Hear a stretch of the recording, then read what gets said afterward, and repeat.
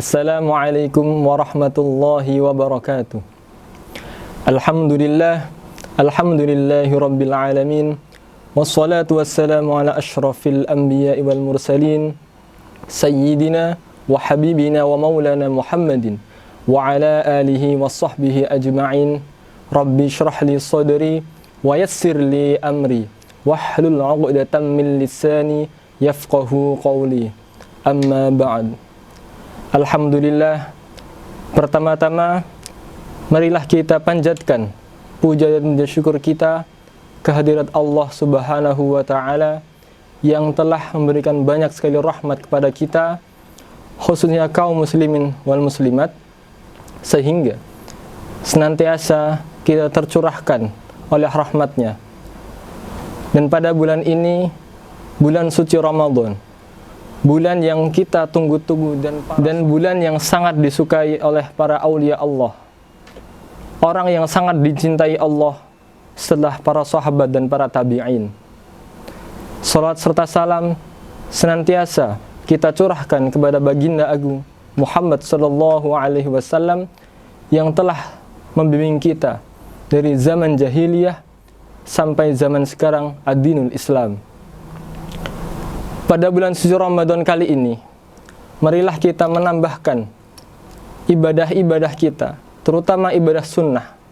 Karena dengan cara ibadah sunnah, kita bisa mendapatkan cinta dari Allah. Dalam Al-Quran disebutkan, Qul in kuntum tuhibbunallah fattabi'uni yuhibbukumullah wa yaghfir lakum dzunubakum wallahu ghafurur rahim. Siapapun yang cinta padaku, kata Allah, dia wajib untuk mengikuti Rasulullah. Apa artinya mengikuti Rasulullah? Kita menjalankan apa yang baginda sabdakan, yang baginda lakukan, baik secara perlakuan, secara lisan, ataupun secara amaliyah, zahir ataupun batin. Kita wajib mengikuti Rasulullah sallallahu alaihi wasallam. Ketika Rasulullah wafat, siapa yang kita ikuti? Kita mengikuti para sahabat. Dan ketika para sahabat tidak ada, sudah wafat, kita bisa mengikuti para tabi'in dan seterusnya sampai sekarang para ulama-ulama kita. Dahulu zaman Rasulullah sallallahu alaihi wasallam ada salah satu sahabat namanya Sa'ad. Dulu pada zaman Rasulullah sallallahu alaihi wasallam ada salah satu sahabat yang sangat muda. Dia sangat mencintai Islam. Bahkan dia bersyahadat ketika umur 17 tahun. Ketika semuda itu, dia mempunyai iman yang sangat kokoh. Pada suatu hari, ketika saat sudah masuk Islam, ibunya tahu. Dan ketika keluarga dan ibunya tahu, dia marah sangat besar. Bahkan dia sampai mogok, tidak mau makan dan tidak mau minum. Sampai kurus rentan. Dan pada saat itu, semua keluarganya tidak tega untuk membiarkannya seperti itu. Maka, dipanggillah Sa'ad ke rumah. Wahai Sa'ad, apakah kamu tega melihat ibumu yang seperti itu? Mari kembalilah kepada agama kita, kepada sesembahan leluhur kita.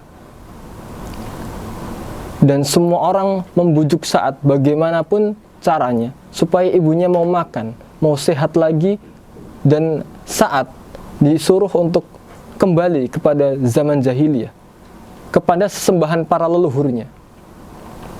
Tapi Sa'ad berbicara, saya tidak akan untuk kembali lagi pada saat-saat zaman jahiliyah, saat saya menyembah para sesembahan leluhur. Karena itu, saya akan tetap teguh memegang iman. Bahkan Sa'ad berbicara, wahai ibuku, aku sangat mencintaimu.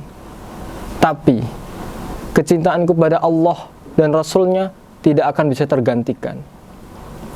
Bahkan ketika ibu punya 1000 atau 100 nyawa pun, dan itu diambil satu persatu, aku tidak akan bergeming dari agamaku. Imanku kokoh dan tidak akan berpindah pada saat-saat atau pada sesembahan leluhur-leluhur kami dulu. Dia pada waktu itu masih umur 17 tahun. Dan bagaimana ketika umur 17 tahun, dia mempunyai iman yang sangat kokoh, iman yang mantap. Bahkan para sahabat-sahabat yang umurnya jauh di atasnya kalah kekokohan imannya.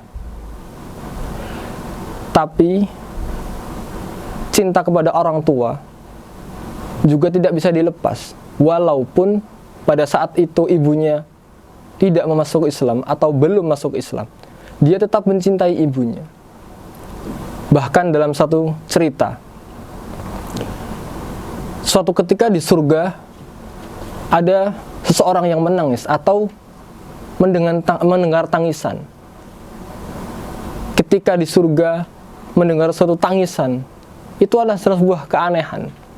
Kenapa di surga yang tempatnya bahagia bisa ada sebuah tangisan yang menangis karena orang tuanya tidak ada dalam surga? Maka Allah memanggil malaikat Ridwan. Wahai malaikatku, bagaimana ada orang yang menangis dalam surga? Padahal dalam surga hanya ada kebahagiaan yang Allah janjikan. Ya Allah, orang itu mempunyai orang tua yang ahli maksiat. Bahkan orang tuanya tidak ada pahala sedikit pun. Bagaimana ya Allah? Aku tidak suka, aku tidak mau ada orang yang menangis dalam surgaku. Cari orang tuanya, bawa ke sini. Selanjutnya dibawalah orang tuanya. Karena pada sabda Nabi, salah satu sabda Nabi, itu pahala yang tidak terputus, itu pahala anak yang soleh solehah. Dan itu senantiasa mengalir kepada anak turun kita ila yaumil qiyamah. Ketika anaknya solih, orang tuanya mendapatkan pahala. Dan ketika cucunya solih, dan itu akan terus berlanjut ila yaumil qiyamah wa ilal muntaha. Dan itu terus orang tuanya akan mendapatkan pahala dan keberkahan dari anak turunnya. Singkat cerita, orang tuanya diampunin oleh Allah dan dimasukkan ke dalam jannahnya. Walaupun orang tuanya bukan salah satu orang yang taat kepada Allah dan Rasulnya, tapi keberkahan anaknya soleh solehah, orang tuanya bisa mendapatkan jannah di sisi Allah. Mari kita teladani cerita-cerita seperti itu. Karena pada zaman sekarang, zaman yang lebih dikatakan, zaman sekarang itu zaman yang lebih buruk. Dan besok ketika setelah zaman ini akan lebih buruk lagi. Semakin jauh waktu rentan dengan masa zaman Rasulullah SAW, maka turunlah kualitas para umatnya. Tapi berbeda keimanan umat Rasulullah zaman dahulu ketika beliau masih hidup dan umat pada akhir zaman. Suatu ketika Rasulullah bertemu dengan sahabat. Ya sahabatku, apakah engkau tahu iman siapa yang paling bagus? Saya tidak tahu, ya Rasulullah. Karena Allah dan Rasulnya yang tahu. Lantas ada salah satu sahabat, kami para ya Rasulullah. Kenapa engkau bilang seperti itu? Karena kami selalu mengikuti apa yang engkau perintahkan dan kami menjauhi apa yang engkau larang. Kami beriman langsung kepadamu, ya Rasulullah. Tidak. Kamu para sahabat bukan kaum yang paling baik imannya. Lantas siapa ya Rasulullah? Apakah itu para malaikat yang tidak sama sekali pernah melakukan dosa dan dia hanya beribadah kepada Allah? Tidak juga. Lantas siapa ya Rasulullah? Orang yang pada zaman itu tidak pernah melihatku. Pada zaman itu dia beriman kepadaku dan beriman kepada Allah Subhanahu wa taala. Dia beriman kepada Allah dan Rasul-Nya tanpa dia melihat langsung. Dia hanya mendengar, hanya mempelajari dari kitab-kitabku. Dia mempelajari dari ulama-ulamaku. Kenapa para ulama sekarang itu disebut para penerus para nabi? Karena al-ulama warasatul anbiya. Ulama itu dia penerus para nabi. Karena secara sanad keilmuan, ulama selalu bersambung kepada Rasulullah sallallahu alaihi wasallam. Jadi kita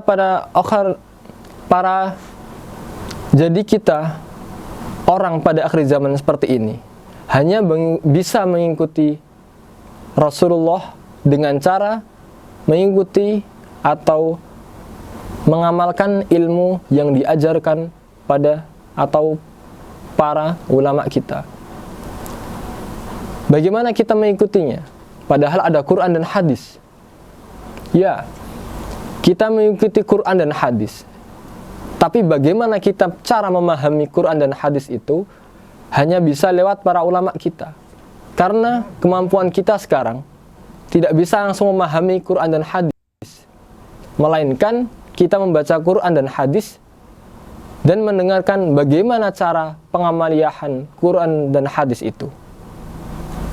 Lewat para ulama kita, atau para kiai kita, atau para ustadz dan guru-guru kita. Maka dari itu, menghormati para ulama, menghormati para guru, menghormati para asatidz kita, itu adalah wajib hukumnya. Kenapa? Karena hanya mereka yang bisa membimbing kita kepada Rasulullah SAW, membimbing kita kepada perlakuan yang lebih baik, membimbing kita dengan apa yang kita lakukan, dan ketika kita salah, kita selalu diingatkan oleh mereka.